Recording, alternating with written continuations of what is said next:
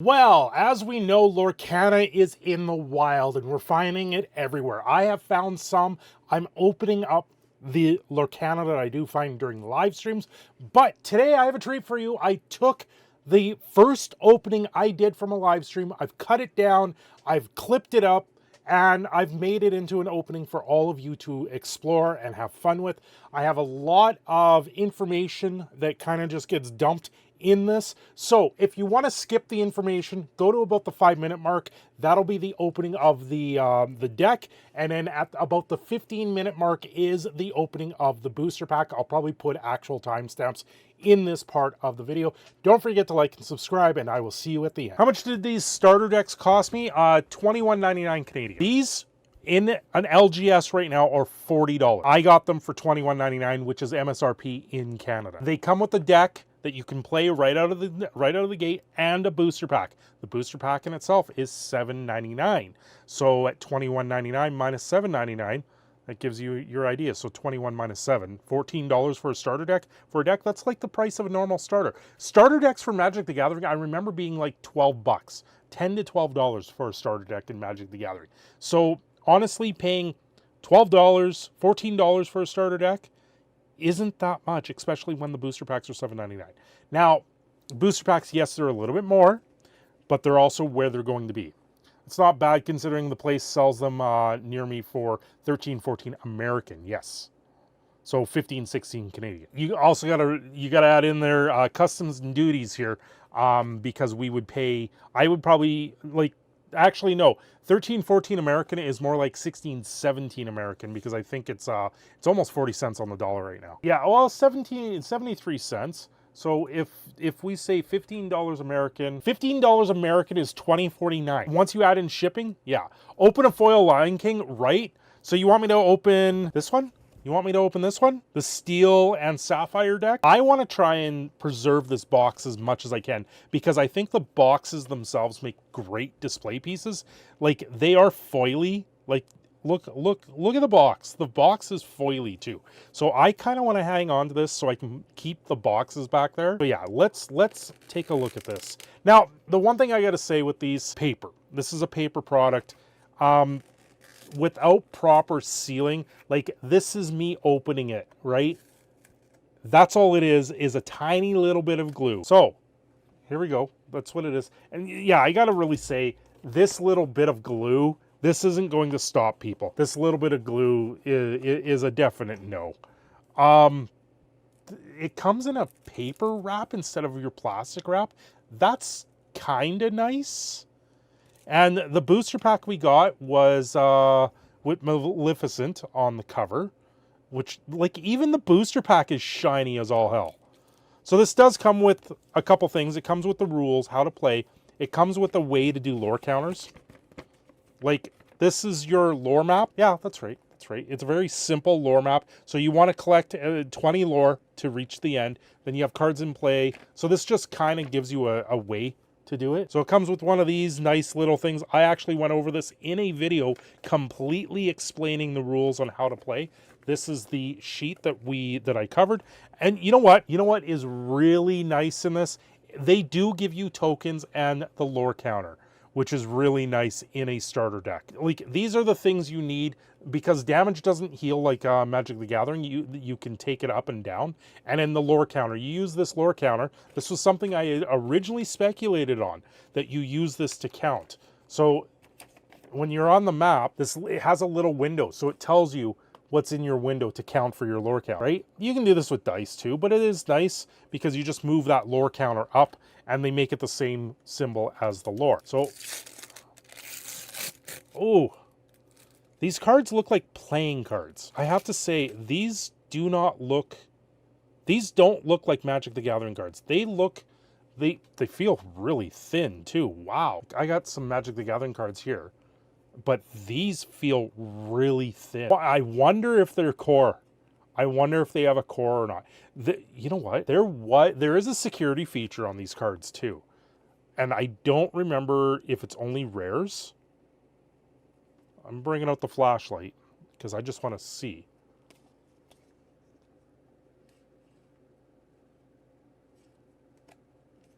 Yeah, it doesn't show up there. Like, I can't even see the light through these. That's crazy. Like, it blacks out my flashlight. Completely blacks it out. Wow. There is a unique marking on these too for that. So one thing that's been shown to me, on the backside, there's actually a hidden Mickey right in the middle. Apparently the ears are on the top two corners there. They have hidden Mickeys. This is a thing in the Disney theme parks, is hidden Mickeys. So you have Mickey's head right in the middle around the Lorcana symbol, and then you have his two ears on the side. So you got a frying pan, it's an item. So clang, banish this item. Chosen character can't challenge till its next turn. It's semi-removal. It doesn't actually get rid of a character, but it just means it can't actually quest or can't challenge. Yeah, so you challenge to gain lore. And then you have Aurora from Sleeping Beauty. I believe that's who that is. She's a Storyborn hero princess, a 2/5, so she does 2 damage, has a 5 defense or whatever you want to call it, but it doesn't heal. She quests for 1 lore. That's what this white marker is on the side right here. Right? That's how much lore she gains. Disarming Beauty. When you play this character, chosen character gets -2 attack or whatever it would be. I can't remember what they actually call it. So you get 1, 2, 3. I didn't know you get foils in this. Okay. So I get 3 Auroras, and then I get an upgraded Aurora that's a foil. That looks pretty sick. Not gonna lie, that looks pretty sick. Right? She's a 3/5, disarming Guardian now. Well, if Lorcana doesn't work out, Disney can use the technology and invest in blackout curtains, right? Shift 3. So what the shift does, cards that have shift, if I have an Aurora on the board, I can then pay 3 and make that particular one. And in Protective Embrace, your other characters gain ward. Opponents can't choose them except to challenge. And now she quests for 2 lore, which is nice. That foil is really nice. And then there's a foil Simba in this too. Man, those foils look really neat. So Simba quests for 2. He's a 4/6. He's Challenger 4. When challenging, this character gets +4. So he actually becomes like an 8/6. And then at the bottom, he's actually a mythic. Right? And then Aurora. What is Aurora? I don't know. They've got so many different symbols. I think that's a rare. Yeah, that's a rare is what that is. I think. Yeah, so he's a mythic. Oh, and then we get 3 more Auroras that are a 2/2, 2 to cast for the, up in the top corner is the casting cost. It's just 1 basic casting cost. Hey, we get everyone's favorite fish, Flounder. We get 2 of those, also a 2/2. Quest for 1. Aurora is a 2, but he only comes out for a 1. And then we got Grandma Tala. We get 2 of those. She's a 1/1. Both of those 2 were just generic creatures. 1/1, quest for 1. I'll be with you. When this character is banished, you may put this card into your inkwell face down and exert it. So, how you get your inkwell, the same thing as King Cube. You take a card, put it face down in your inkwell tapped. And that is your resource. That's how you get your resource. Maybe I'll get into Lorcana when I can build a deck off of one of the movies. Yeah. I mean, out of the most card games I've played, Magic definitely did the best at being able to identify the kind of rarity you open. Yes. And then we got Jasmine. We get a couple Jasmines in this. 3/3, quest for 2, and it's 3 to bring her out. And then you get 3 Maleficent. 3/4, quest for 2, basic again. And then we get a mythic version of Maleficent, which quests for 3 and is a 3/6, but 5 to bring out. Hey, we get good old Mickey Mouse. We get a Mickey Mouse, the detective version Mickey Mouse. He's a 1/3, comes out for 3, 1 for the questing. When you play this character, you may put the top card of your deck into your inkwell face down and exert it. That's really nice, actually. And then we got Mufasa. Mufasa, 4/6 Mufasa. He comes out for 6. Big beefy guy. 3 lore. Mickey Mouse, the Pikachu Lorcana. Yep. We get a single Scar, but he's a mythic. So he's a 5/4, quest for 2. He's 6 to bring out. When you play this character, chosen opposing character gets -5 attack this turn. That's huge, actually. And then we get an action. We get 3 actions. Develop your brain. Look at the top 2 cards of your deck. Put one of them in your hand, the other on the bottom of your deck. Pretty much brainstorm. Develop your brain. I believe that's from Black Cauldron. I believe that's where this is from, is Black Cauldron. Hey, we get 1 jump ahead.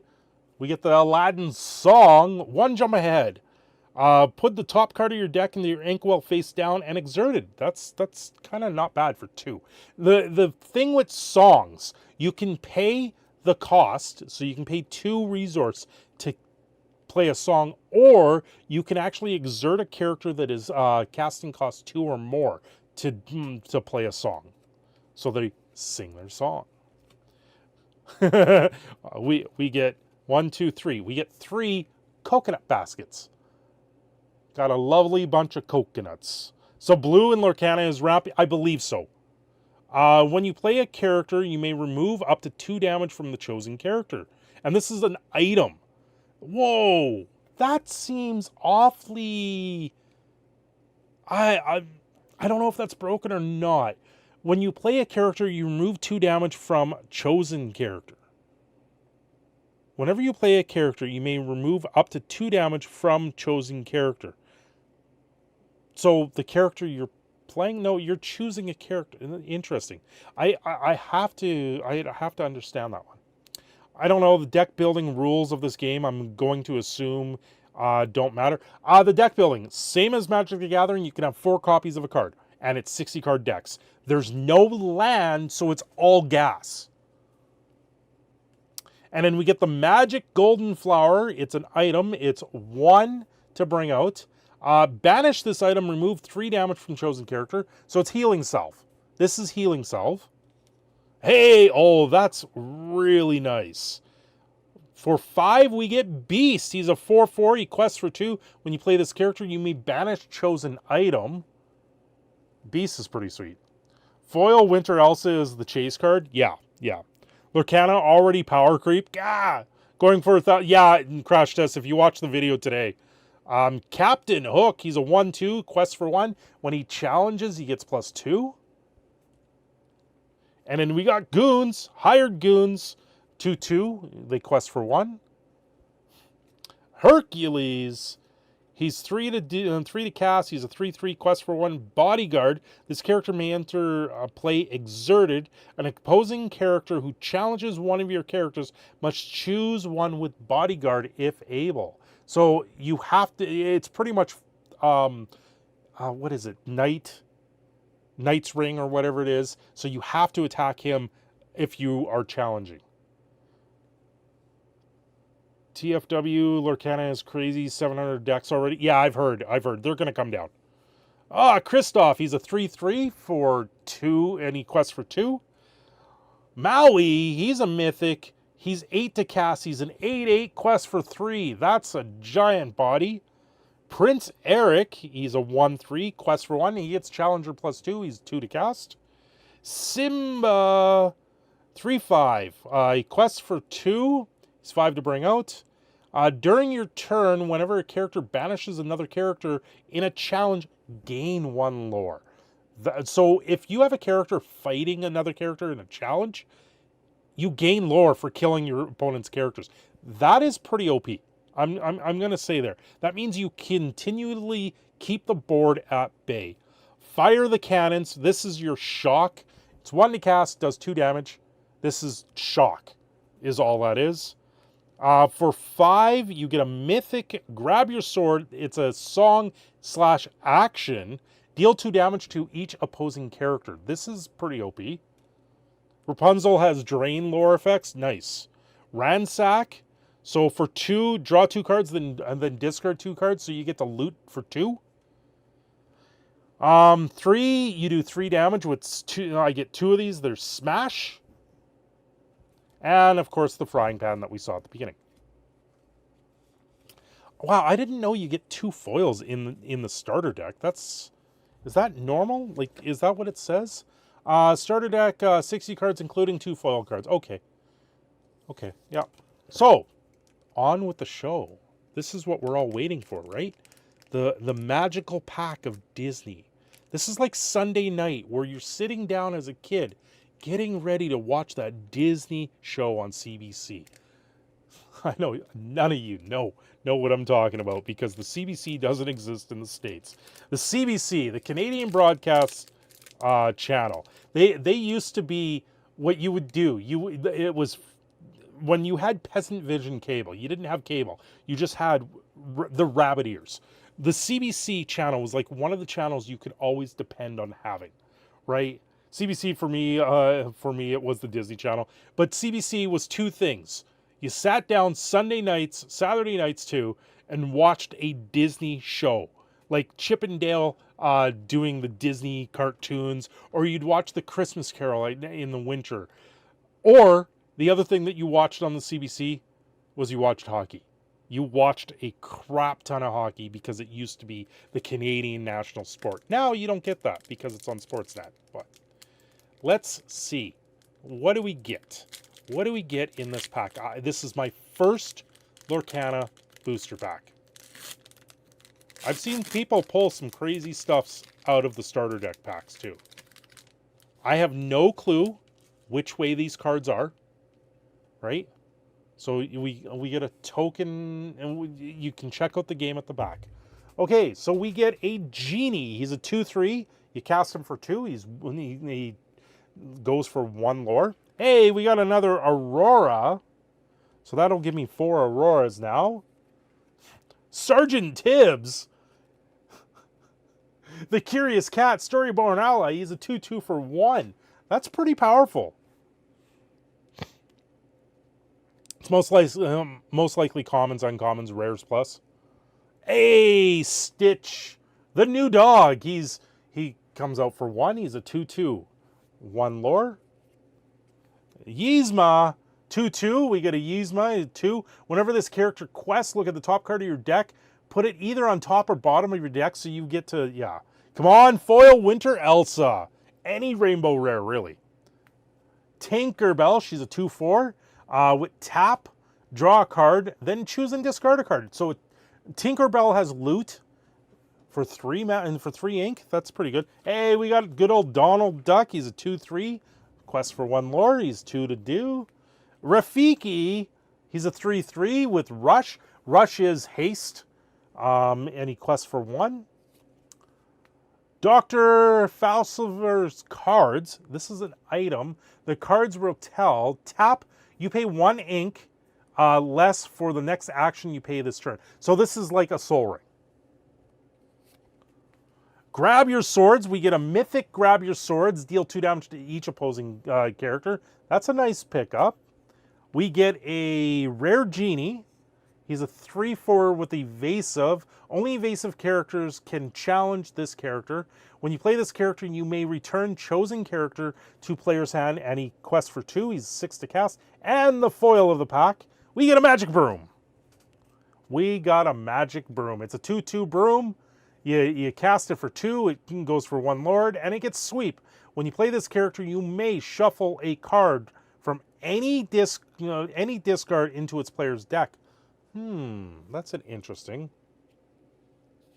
And then we get a random piece of Mickey. Obviously, you would put into the 60 card deck that I got here, you would obviously probably put in the Aurora that was in this and the Grab Your Swords into the deck. Now, that is the starter deck and the booster pack. And I gotta say, the insert, this little guide that they give you in the thing, this is something I was looking at afterwards. This is why I'm adding it here, because I didn't do this during the live stream. I didn't even realize. On this pack, they actually give you the 2 symbols that you're using. And if you open this up, there's actually a little blurb on how to use the deck, what the deck is supposed to be used as. So they have Playing the Sapphire and Steel starter deck as a little guide. It's just a little section in here, so don't forget to read these parts, because it's going to tell you a little bit more of their process of how they created the deck, and it's valuable for information, especially if you're just starting out in a trading card game in this type of genre, if you are doing that. So this deck is great at quickly increasing the amount of ink in your inkwell, allowing you to get your most powerful cards out early in the game while banishing smaller opposing characters through direct damage. And then it goes into Maui, Demigod, Maleficent, Uninvited, and Mufasa, King of the Pride Lands. Provide your main source with lore, with 3 lore each, but they are costly to play. Grandma Tala, Storyteller, Mickey Mouse, the Detective, and One Jump Ahead allow you to build your ink early so you can get those high cost cards into play earlier. Steal characters with Challenger, including Captain Hook. Of course, it kind of cuts it off. Including Captain Hook, Forceful Duelist, Prince Eric, Dashing and Brave, and Simba, Return King, are great for challenging your opponent's big creatures. Fire the cannons, grab your sword, and smash, deal damage directly. Grab your swords, I thought was a boost. It is very useful when facing characters who have already taken damage, and for characters with evasive who cannot be can be tough to remove. Don't forget to consider the coconut, which is a great at keeping your stronger characters fully healed. The Sapphire and Steel deck will reward aggressive, sustained speed, and well-timed healing to keep your costly characters in play. Good luck. And if you are a Magic the Gathering player going into Lorcana, you got to remember one thing: you don't have land. Everything in these decks is just going to be full gas. You're going to be able to step on the gas and go. Card draw in this game is going to be absolutely phenomenal, because when you're putting cards into your inkwell, you're using 2 cards around. You need a faster way to replenish that. Otherwise, every second round you're going to be doing something. So keep that in mind. Anyway, if you like this little bit of a video and you want to see more of me doing a cut down of some of the live streams where I am opening these products, let me know down below. Otherwise, I'm going to keep them to the live streams, because that's where we all have fun with these things. We get to talk about these things. And I have to say, the value-wise for cards right now, singles prices are a little bit high. I do expect them to crater quite a bit. Like the Grab Your Swords card in Canada is worth about $10, which I was very surprised at. It's going to come down. These cards are not going to maintain this value. The product is already starting to be seen everywhere. I hear people in the UK don't have a problem finding it. North America is a little bit more, and in the theme parks for Disney, from the sounds of it, they have it everywhere. I'm finding the product everywhere I go right now, so it's going to be only a matter of time before you actually do see the product everywhere possible. Anyway, thanks for watching. Don't forget to like and subscribe. I'm your proud Canadian Phoenix Cinder Shadow. I am signing off here, and I will see you again very soon.